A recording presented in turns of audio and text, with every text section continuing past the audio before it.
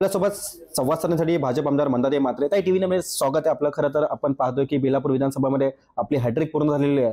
सर्वप्रथम जेटी, नंतर महाराष्ट्र भवन, त्यानंतर आपण आज पत्रकार परिषद घेणार आहात. त्या संदर्भात काय सांगाल? नेमकी पत्रकार परिषदेचं कारण काय यात? आपण पाहिलं महाराष्ट्राचं आराध्य दैवत छत्रपती शिवाजी महाराज यांच्या कारकिर्दीमध्ये जे कोळीवाडे होते महाराष्ट्रातले, त्या कोळीवाड्यांना खूप महत्व होतं. कारण छत्रपती शिवाजी महाराजांचं जे आरमार होतं ते कोळीवाड्यात असायचं आणि कोळी लोकच हे किल्ले जे बनवले, आज अलिबागचा किल्ला असेल किंवा इतर किल्ल्यांमध्ये समुद्र किनारे वसईचा किल्ला असेल, त्यात कोळी लोकांचं फार मोठं योगदान होतं. आणि ही मुंबई, नवी मुंबई, अलिबाग ही आगरी कोळ्यांची भूमी आहे. आणि या भूमीमध्ये आज आपण झोपडपट्ट्यांचं पुनर्विकास करतो. आज आपण नवीन नवीन घरं बांधून वेगवेगळ्या प्रकल्पाला कामगारांना वगैरे देतो. पण आज हे भूमिपुत्र जे कोळीवाड्यामध्ये राहणारे कोळी बांधव आहेत किंवा आगरी बांधव आहेत, हे वंचित आहेत. त्यांचे कोळीवाडे तोडायला नेमकेच महानगरपालिकेचे अधिकारी जातात, अजून त्यांच्या नावी नाही आहे. म्हणून हा प्रश्न फार पहिलाच सुटायला पाहिजे होता. त्याच्यासाठी आम्ही प्रयत्नही केला. पण मी काल नवनिर्वाचित अध्यक्ष ॲडव्होकेट राहुल नार्वेकर साहेब यांना भेटलो. त्यांना मी सांगितलं की महाराष्ट्रात असे कोळीवाडे आहेत, कोकण पट्ट्यामध्ये, माझ्या इथे आहेत, पूर्ण महाराष्ट्रात आहेत. तर या कोळीवाड्यांच्या ज्या जमिनी आहेत त्या अजूनही त्यांच्या नावी नसल्यामुळे पालिका अधिकारी त्यांना जाऊन खूप त्रास देतात. आणि जे खरे भूमिपुत्र आहेत, आज आपण झोपडपट्टीचा पुनर्विकास करतो, तर यांचाही पुनर्विकास झाला पाहिजे, यांना कार्ड मिळालं पाहिजे आणि कोळीवाड्यांची जागा त्यांच्या नावी करून दिल्या पाहिजेत. यासाठी मी प्रयत्नशील आहे. आणि मी त्यांना ते पत्र दिलं आणि त्यांनी सांगितलं की येणाऱ्या या अधिवेशनाच्या पहिल्या आठवड्यामध्ये ही बैठक आपण संबंधित अधिकाऱ्यांची लावून कशा प्रकारे या मच्छीमार बांधवांना दिलासा देता येईल. या राज्यामध्ये फार हा प्रलंबित अनेक वर्षाचा प्रश्न आहे. अनेक आमदार यापूर्वी बोलून गेले असतील, पण हा प्रश्न मी आता नव्याने संपूर्ण महाराष्ट्राचा उचललेला आहे.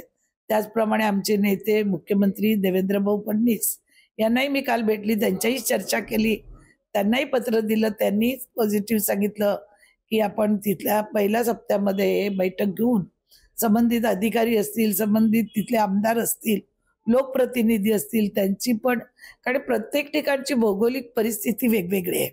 आता कुलाब्याची वेगळी आहे, सान कोळीवाड्याची वेगळी आहे, दिवाळ्याची वेगळी आहे, तर दिवा गावची वेगळी आहे, उरणची वेगळी आहे. तर प्रत्येक ठिकाणी भौगोलिक परिस्थिती बघून त्या पद्धतीने कशा पद्धतीने त्यांना आपण सुखसुविधा पुरवू शकू आणि त्यांच्या नावी करू शकू, या बाबतीमध्ये संबंधित सगळ्या विभागाचे अधिकारी असतील आणि त्यानंतर आमचे दोन्ही नेते असतील आणि महाराष्ट्राचे माजी मुख्यमंत्री, उपमुख्यमंत्री एकनाथरावजी शिंदे साहेब, अजितदादा यांनाही मी पत्र दिलेले आहेत. त्यांनी सांगितलं की आपण हा विषय कॅबिनेटमध्ये पण लावून धरू आणि नक्कीच करू. खरं तर कोळीवाड्याचा उठाव म्हणायला काही हरकत नाही. मग ताई करतात असं नाही, हा कोळी जो समाज आहे आणि आगरी हा मूळचाच इथला रहिवासी आहे. म्हणजे मी स्वतः आगरी आहे, मी मुंबईची आहे, आमची स्वतःची जमीन होती, पण नावी होत नाही. त्यामुळे आम्ही कुठलंही बांधकाम, आमचं कुटुंब वाढलं तर ते रेग्युलाइज होत नाही.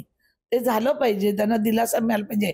आपण एकीकडे झोपडपट्ट्याचा पुनर्विकास करतो, मग आमचा का नको? आज एकच कोळीवाडा नाहीये, महाराष्ट्रात हजारो कोळीवाडे आहेत. त्या सगळ्यांसाठी हा प्रश्न आहे. आणि मी जेव्हा जेव्हा सभागृहात प्रश्न मांडले, जेव्हा मी वरिष्ठ सभागृहात होती तेव्हा सुद्धा जे पण मी प्रश्न मांडले, मग बालमजुरांचे असतील, रोजगारीचे असतील, वेगवेगळ्या एड्स बद्दल असेल, पोलिसांचे प्रश्न असतील, हे मी राज्याचे प्रश्न मांडलेले आहेत. घरं कायमस्वरूपी करायची असतील तर जालना आहे, तुमचं नाशिक आहे, जिथे जिथे शिडको गेली, लक्षवेधी ज्या ज्या झाल्या माझ्या आत्तापर्यंत, या राज्याला उपयोगी पडणाऱ्या लक्षवेधी झाल्या. आणि ह्या मीटिंग नंतर, या मीटिंगच्या ह्याच्यात जर लक्षवेधी घेतली गेली तर मी लक्षवेधी सुद्धा या विषयावर मांडणार आहे. खरं तर आपल्या बोलण्यावर असं देखील जाणवतंय की आपलं आता पूर्ण लक्ष हे केंद्रित महाराष्ट्राकडे आहे. नक्कीच, निश्चित. नव्या मुंबईत खूप काम केलेलं आहे, महाराष्ट्रावर काम करायचंय. पुन्हा मी महाराष्ट्रात होती 2000 पासून ते 2004 पर्यंत मी महाराष्ट्रावर काम केलेलं आहे. महाराष्ट्रातल्या प्रत्येक जिल्हा आणि तालुक्याचे प्रश्न मला माहिती आहेत. ज्यावेळी मी वरिष्ठ सभागृहात होती त्यावेळी अनेक प्रश्न हे नजरेखालून गेलेले आहेत. तिथले आमदार पोट तिडकीने आपले आपले प्रश्न मांडत असतात. त्या प्रश्नावर मी अंदाज कमिटीवर होती 2 वेळा, त्याच्यामुळे संपूर्ण महाराष्ट्र त्या निमित्ताने मी फिरलेले आहे, वेगवेगळे विषय हाताळलेले आहेत त्या विभागाचे. मग तुमचं कुपोषणाचा प्रश्न होता, त्यावेळी मी जवळजवळ गडचिरोली, नंदुरबार, वाडा, जव्हार, मोकाडा अशा वेगवेगळ्या समितीच्या माध्यमातून मी कुपोषित बालकांचं काम केलेलं आहे. त्यांच्या मातांना काय देता येईल, कसं येईल त्याचे अहवाल, त्यावेळी आर आर पाटील होते, त्यांनी माझी नियुक्ती केली होती. असं महाराष्ट्रात मी अनेक प्रश्न पाहिलेले आहेत. मग सिंधुदुर्ग असेल, तिथले प्रश्न असतील, तिथे मच्छीमारांचे प्रश्न असतील. ज्यावेळी मी स्मार्ट विलेज केलं तर महाराष्ट्रातले अनेक कोळीवाड्यातले लोक बोलले की आपण जेटीसाठी एवढे पैसे कसे कुठून उपलब्ध करता, कुठलं डिपार्टमेंट आहे, त्या डिपार्टमेंटचं आम्हाला कसा फायदा होईल. तर हे सगळं अभ्यास करून मी जे नॉलेजने अधिकाऱ्यांकडनं जाऊन प्राप्त केलेलं आहे ते इतरांना देण्याचाही मी प्रयत्न करत असते. आणि निश्चित स्वरूपामध्ये नव्या मुंबईत काही इतकं माझं इथे कामं राहिलेली नाही आहेत, पण जे काम करायची इच्छा आता ते महाराष्ट्र लेवल, महाराष्ट्राचे प्रश्न या सभागृहामध्ये सोडवण्याचा मी प्रयत्न करणार आहे. खरं तर बेलापूर विधानसभे व्यतिरिक्त आपण सध्या महाराष्ट्राकडे लक्ष देतात आहे. मंत्रीपद मिळण्याचे काय संकेत वगैरे? नाही, पक्षामध्ये असं आहे, भारतीय जनता पार्टी शिस्तीचा पक्ष आहे. या पक्षामध्ये जो चांगलं काम करतो त्याची दखल घेतली जाते. आपण बघितलं 2014ला मला तिकीट मिळालं, कशा परिस्थितीत माझ्याकडे काही नव्हतं. त्यावेळी सुद्धा नगरसेवक नव्हता, संघटना नव्हती, तरी मी त्यावेळी लोकांच्या प्रयत्नाने मी निवडून आली. लोकांना मी हवीविषयी वाटणारी आमदार आहे. त्यांच्या मनातली, महिलांच्या मनातली एक मी आगळी वेगळी स्त्री आहे, ते आई म्हणून, मोठी बहीण म्हणून.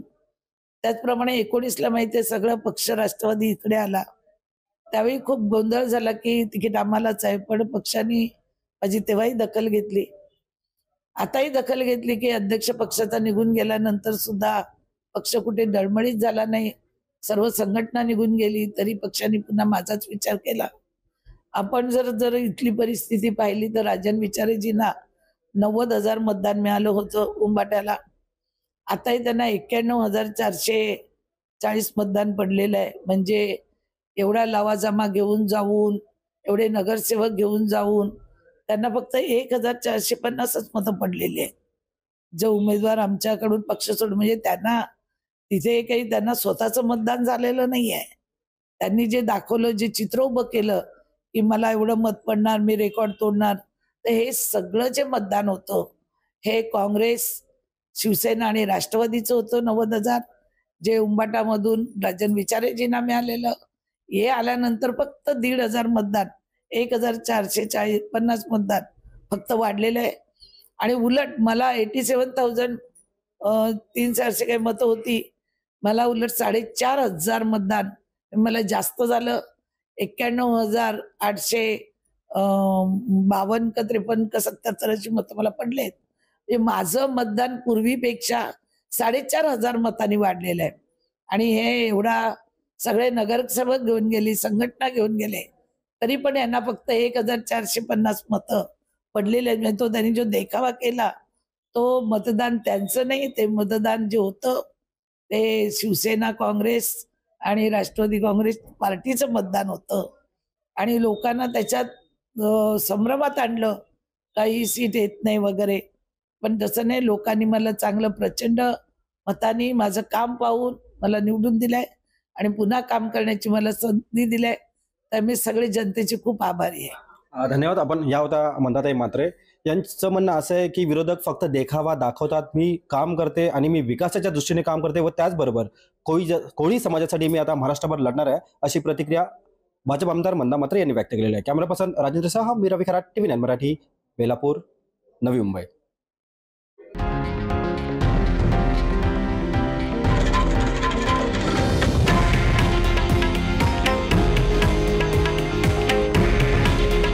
हे आहे देशातील नंबर 1 न्यूज नेटवर्क आणि आपण पाहत आहात TV9 मराठी. काळजी तुमची, हित महाराष्ट्राचं.